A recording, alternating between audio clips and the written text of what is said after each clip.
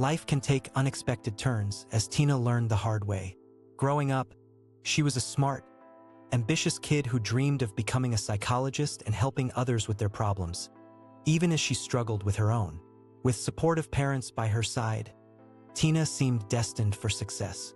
But things began to unravel in high school. To everyone's shock, Tina's previously stellar grades started slipping. No one bothered to dig deeper and find out why such a promising student was suddenly struggling. Feeling lost, Tina succumbed to peer pressure and enrolled in an electrical engineering program at Western College after barely graduating high school with a diploma. It wasn't her passion, but she hoped it would make her disappointed parents proud. Throughout it all, Tina clung to her dream of being a psychologist someday. She had a natural gift for counseling and problem solving. Every morning, she would look in the mirror and give herself a pep talk. "I just want to set the world on fire. I can," Tina would say, psyching herself up before classes. Her roommate and best friend Judy often overheard these mirror chats. "What are you doing?" Judy asked one day, chuckling. "Just talking to my inner self." "I believe in her," Tina replied, grabbing her backpack. "I believe in her too, more than the outer Tina," Judy teased. The two girls were like twins, bonded by their shared dream of becoming psychologists, although life had other plans. Judy was the protective older sister Tina never had. One evening, Tina didn't return to the dorm after her classes ended. Judy tried not to worry, but as the hours ticked by with no word, her imagination ran wild. Finally, a text from Tina: "Don't worry about me. I'm safe. I'll come back tomorrow morning." Judy was relieved, even though she couldn't reply since Tina's phone was now off. Tina arrived as promised the next day, but she wasn't herself. Judy could sense something was deeply troubling her friend, who hid away in lengthy showers and under blankets. Tina brushed off Judy's concern, claiming she just slept at a friend's place after working late on a project. Judy remained unconvinced but let it go. As days turned into weeks, Tina spiraled. She regularly skipped classes, battled insomnia, and seemed a shell of her former optimistic self. One teary morning, she turned to Judy and asked, "Do you think I'm unworthy? Why do some people insist on making others feel worthless?" Baffled, Judy assumed Tina must be hung up on a recent breakup. "If he chose someone else, then he's not worth your tears," Judy advised. "I know it hurts, but you need to be strong and focus on yourself." But the breakup was the least of Tina's worries. She began refusing meals and shutting out the world, a prisoner of her pain. Desperate to understand, Judy pleaded with her friend to open up, but Tina remained lost in despair. Then one day, Judy received a startling letter from Tina delivered by a neighbor.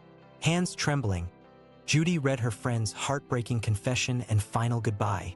That carefree day in April had shattered Tina's soul as a ruthless predator robbed her of her innocence. Tina described the brutal assault in agonizing detail, her muffled cries for help, his vile breath on her neck, the scars seared into her memory. Judy wept as she read, wishing Tina had told her so she could have helped carry this unbearable burden. But it was too late. By the time Judy raced back to their room, Tina was already gone, taking her own life to escape the inescapable trauma. Judy crumpled to the floor, overwhelmed by grief and rage. How could the world be so cruel, so ugly? Tina was a bright light extinguished far too soon by the depravity of mankind. Word of the tragedy spread through campus like wildfire. Soon, hundreds gathered for a candlelight vigil in Tina's memory. Judy took the podium, determined to ensure her friend did not die in vain. "Tina wanted to be a psychologist," Judy began, voice quaking with emotion. She had a rare gift for seeing people, truly seeing them, and knowing how to help heal their pain. If only someone had seen hers. Judy spoke of the epidemic of violence against women and the victim blaming that too often silenced survivors. She urged the college to expand resources and education around sexual assault prevention and treatment.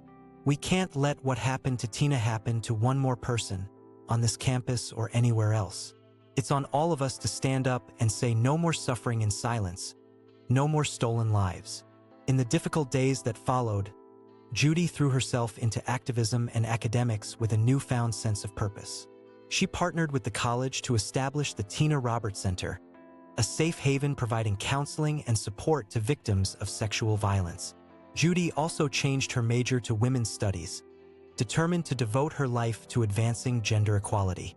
For years later, Judy graduated with honors and was accepted into a prestigious PhD program in psychology. As she crossed the stage to accept her diploma, a familiar face smiled down at her from a photo pinned to her gown. It was Tina, frozen in time but never forgotten. Dr. Judy Williams went on to become a leading researcher on the intersection of trauma, gender, and mental health. She also maintained a small clinical practice specializing in treating survivors of sexual assault. While nothing could erase the void of losing Tina, Judy found solace in honoring her friend's legacy. One crisp autumn morning, Judy made her weekly visit to place flowers at Tina's grave. "Well, Tina, we did it," Judy whispered. "Or I should say, you did it. None of this would have been possible without you opening my eyes and setting me on this path. Your story has touched so many lives and saved countless others from suffering alone." Judy felt a sudden warmth on her face, as if Tina was smiling down at her through the brilliant sunbeams. "You know, I had a dream about you last night. We were playing on the swings in Iloka City, giggling like schoolgirls without a care in the world. Then I asked when you had to leave, and you replied, 'Never.' I'd like to think that's true, that you're still with me even though I can't see you anymore." Judy paused, taking a shaky breath as she lay her palm on the polished stone. "I know you struggled to find your place in this world, but I hope you know that you made a difference, a real difference. You mattered. Your life mattered. And I will spend the rest of my days making sure the world remembers that. Remembers you. Rest easy, my sister.